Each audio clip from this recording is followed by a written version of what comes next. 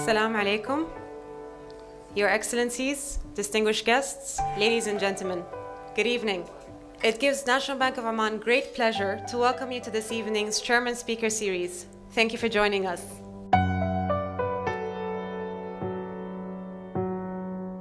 Oman is a great country in a region that is at the center of world attention. Our people are young, with many ambitions and dreams for the future.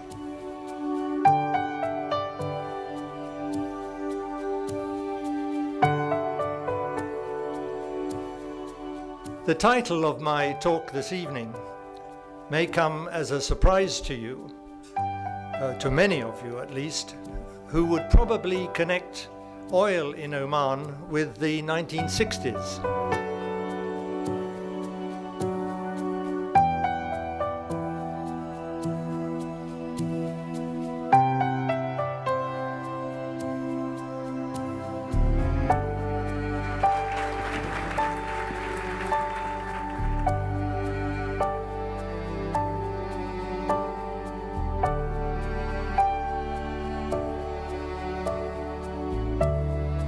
Mubadala has established a reputation worldwide for doing things differently. The result is making lasting contributions to its own and neighboring countries. First platform is aerospace and engineering services, which encompasses our interests in information and communication technologies and defense services. Could you talk to us maybe about one or two of the failures that you've had and what you've learned from those?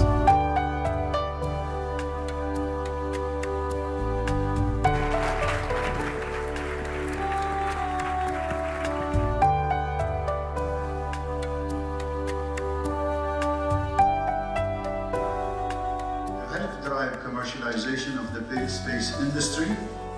Anusha and her family provided title sponsorship.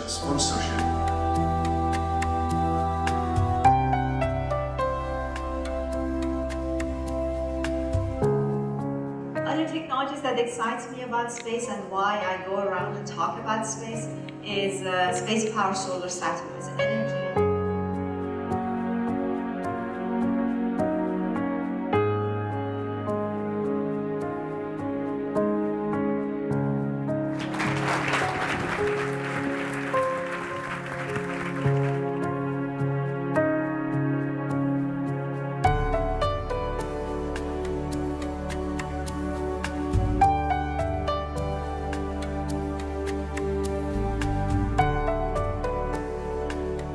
Launched this initiative back in December 2014, we wanted to create a platform where inspirational global leaders from diverse disciplines could share their experiences, their knowledge, their ideas, their aspirations with a cross-section of our society.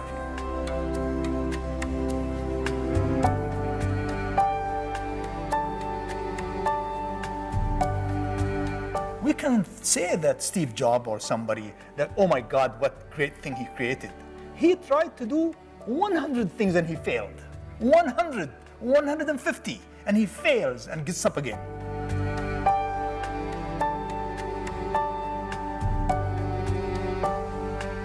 What can we, as Omanis, learn from Dubai? In what can we learn to do and what can we learn not to do?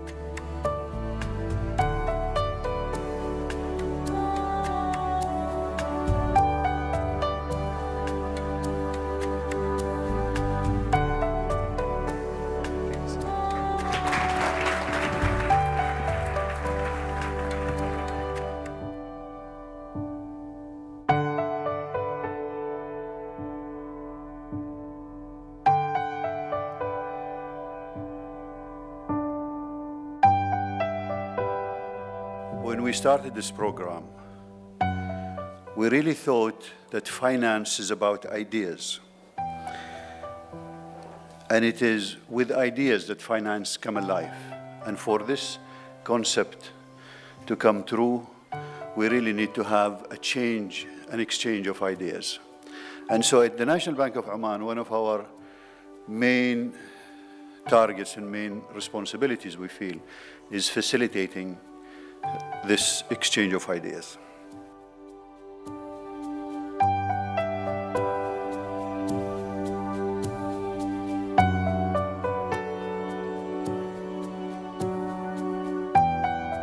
You have the opportunity, based on an entrepreneurial culture and tradition, and based on an experience of positive change, to actually build on that, to live with the changes that are coming. You also, if you think about what I said about digitalization, you can build on one of these high quality of life places where smart people will want to live.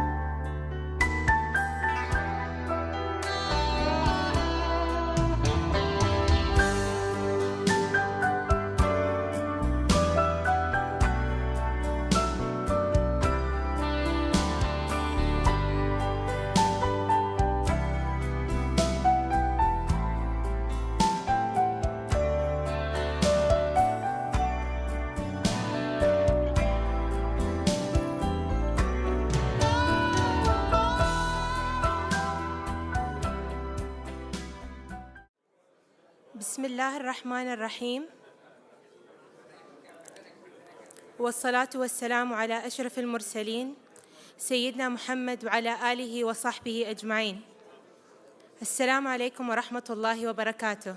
Your Excellencies, distinguished guests, students of our esteemed universities and colleges, ladies and gentlemen, good evening and welcome to the 6th edition of NBO's Chairman Speaker Series event.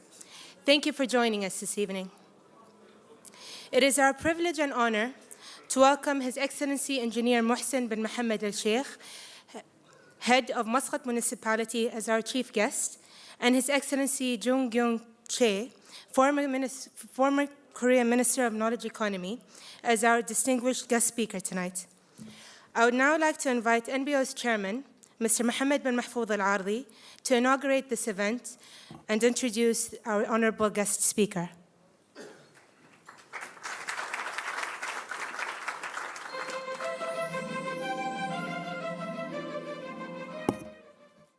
Good evening, Your Excellencies, distinguished guests, ladies and gentlemen.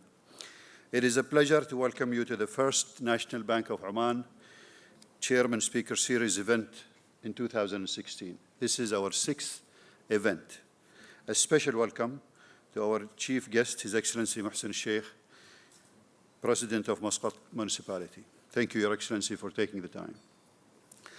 The Speaker Series was launched in 2014 as a platform for inspirational leaders from diverse disciplines to share their experiences, knowledge, and innovative ideas with a cross-section of Omani society, particularly students, youth in the early stages of their careers, and aspiring entrepreneurs. It was encouraging to see the high level of engagement over the last year and a half. Our speakers have addressed over 1,000 guests, including 500 students from local universities and colleges, with over 1,000 people viewing each event online. On social media and in normal media, we believe the reach was approximately 4 million people. So our objective was inspiring a new generation of entrepreneurs to play an instrumental role in the social and economic development of the Sultanate is beginning to be achieved. Tonight, we gather at a time of uncertainty in the GCC and the world economies. The current volatility in equity markets and oil prices reflect the wider sense of unease among consumers and the general sense of uncertainty among businesses. We have, of course, been here before. However, the world economy has faced and overcome many, many downturns before. This evening, we are delighted to welcome as our guest speaker someone who played a pivotal role in the response to another one of the world's recent major financial crises, the Asian financial crisis of the late 1990s. As Korea's former Minister of Knowledge Economy, His Excellency Dr. Choi earned a reputation for his quick policy action and was instrumental in his country's speedy recovery from the crisis. He is also a renowned expert in economic and industrial policy issues and deserves great credit for his role in strengthening Korea's economic ties with other leading economies. In a career spanning more than 30 years of dedicated service, His Excellency held a number of key finance positions in the Korean government, including Vice Minister in the Ministry of Strategy and Finance and Chief Economic Advisor to the former President of Korea. Internationally, he served as the Executive Director of the World Bank Group and made significant contribution to supporting developing countries with the necessary economic policies for sustainable long-term growth. And if that wasn't impressive enough CV, he was the ambassador to the Philippines from 2008 until 2010. Currently, he's the chair professor of Dunkirk University and the director of the Politics and Economic Research Center. He was a senior visiting fellow of the Heritage Foundation in the US. He also authored a book entitled Upside Down: Success Story of Korea's Economic Development, which discusses Korea's unique formula for economic development and the agenda it must uptake to fulfill its responsibilities. I would like to read you a quote from his book. Following in the footsteps of Korea is not an easy task by any means. However, it is definitely not impossible. It should be seen as a manageable assignment. A guidebook on how Korea did it will definitely be a helpful study for developing countries. Several standalone books would not be able to cover all of this material thoroughly and efficiently. It would be a massive task if we were to go into all the details, including the technical elements. But it is a task that must be done no matter how long it takes, since the experience of Korea's rapid economic development is a part of the great cultural heritage of mankind. Then he goes on to describe what Korea was. Bold mountains with scarce trees, youngsters wandering around the streets without anything to do, streets full of homeless people, the barren land without any legitimate roads, buildings or bridges where hunger is a part of everyday life. The hopeless place was turned into one of the top 10 global economic giants. This hard-to-believe reality, an incredible success story, needs to be documented and recorded." Unquote. This evening, His Excellency will tell us more about the fascinating success story of South Korea, focusing on diversification and what lessons we in Oman and the region can apply. Ladies and gentlemen, His Excellency Dr. Choi.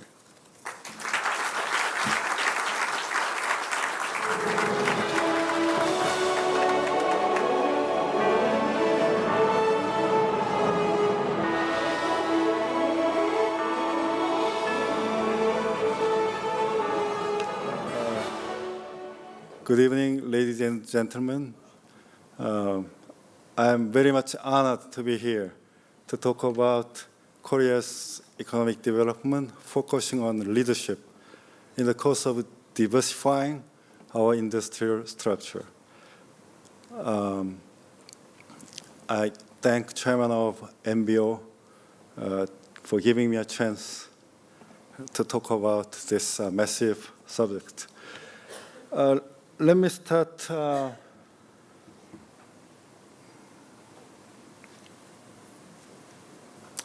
yes. The left photo is showing the shape of Cheongge Stream passing through the center of Seoul. It was in 60s. The right photo shows present shape of Cheongge Stream. You see a big difference there. That is the symbol of Korean economic success.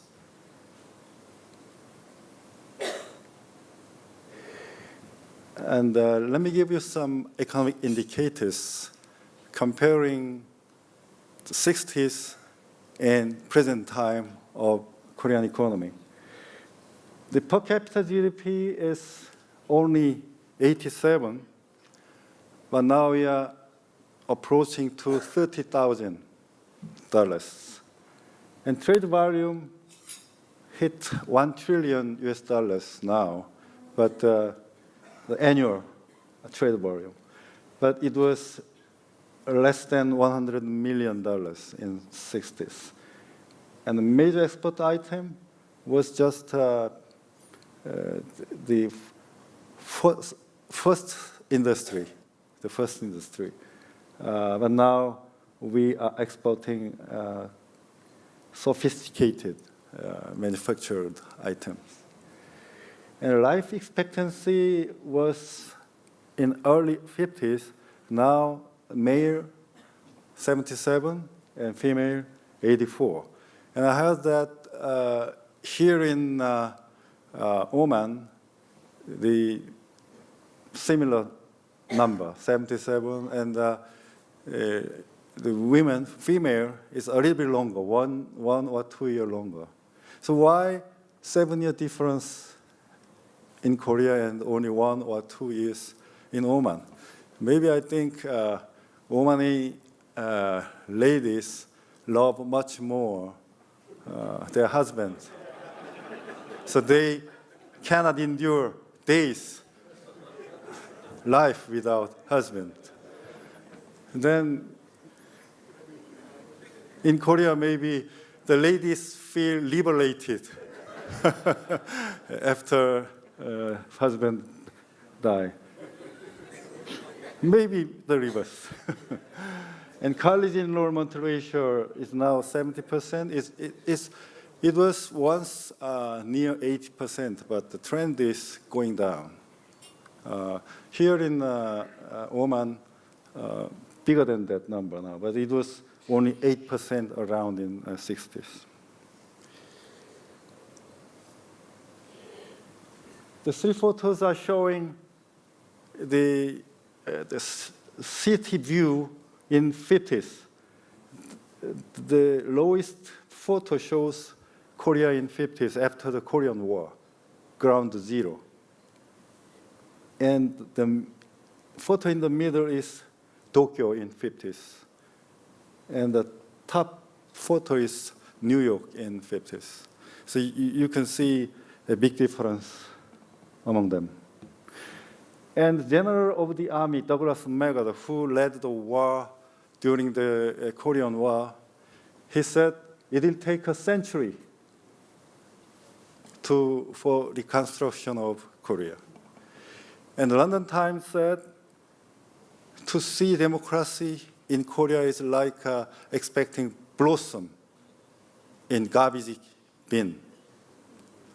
But now we have world-class democracy, world-class economy.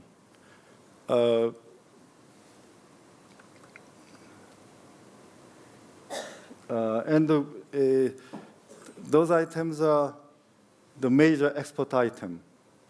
Shipbuilding, LCD, lithium battery used for electric car, and auto, steel, and memory chips.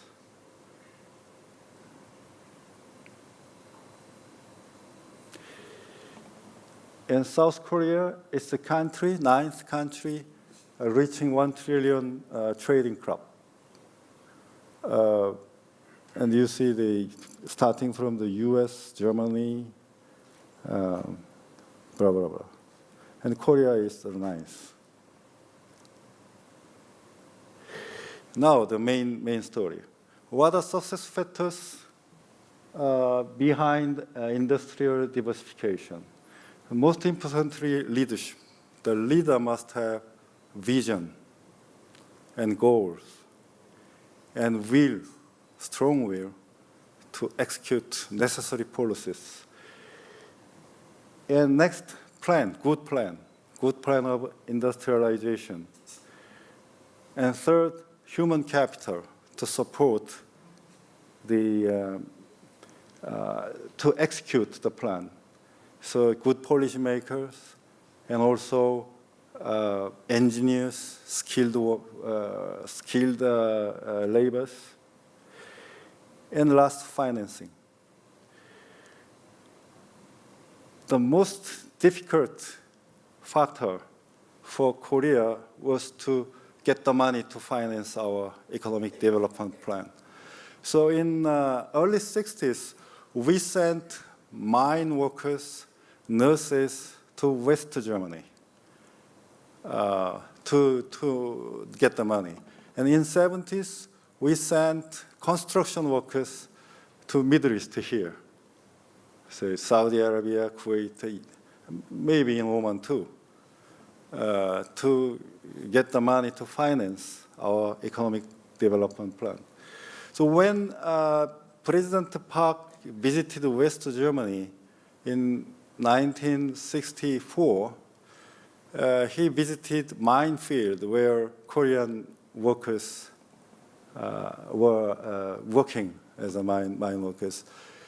They are all college graduates, well educated, but they were working at the minefield. And the Korean nurses around the minefield gathered to see their president. And president made a speech before them, but during the speech, the audience, the Korean mine workers and Korean nurses, all cried. So the president stopped his speech. He also having some tears, and he said, the day will come when we are also happy and rich. So now we have to work very hard, but thinking of the bright future. That was the story. And the president got a first commercial loan from West Germany. It was 30,000 US dollars at that time.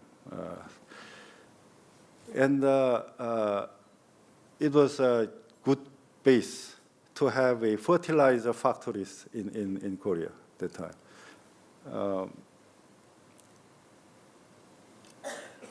But for Oman, you have everything here. You have a good leadership, very strong leadership. And once you try, you will have good plan. And you have human capital, your college enrollment rate is very high. And also you have money to finance your plan. So key is to identify your new growth drivers.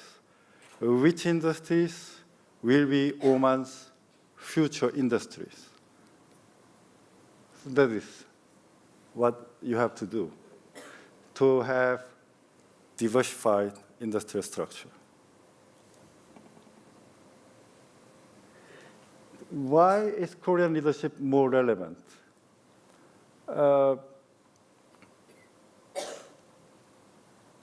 Because the President Park has vision, strategy, and speedy execution of policies. And I think the Oman has similar what I call situation or circumstances in terms of leadership. And let me tell why leadership is so important. When Korea was trying to make economic development, the Western scholars and international institutions like World Bank recommended ISI, import substitution strategy, import substitution industrialization. But we did not adopt that. We adopted export drive. So what difference lies between ISI and export drive? If we are focusing on substitution, the factory size is very small to meet only the domestic demand. When we adopt export drive strategy, our target is global market. So factory size is much bigger, which means the cost, unit cost will go down due to economy of scale, as you know very well. So if the ISI is to succeed, we have to introduce